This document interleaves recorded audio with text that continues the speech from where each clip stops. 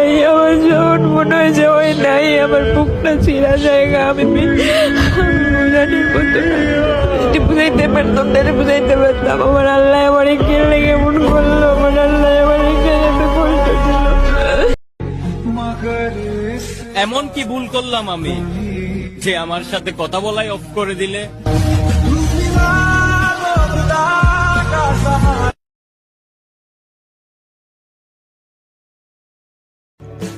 ও হে ভাগ্যবতী নারী, তুমি আমার প্রিয় মানুষটার খেয়াল রাখো, কারণ সে তোমাকে পাওয়ার জন্য আমাকে অবহেলা করত।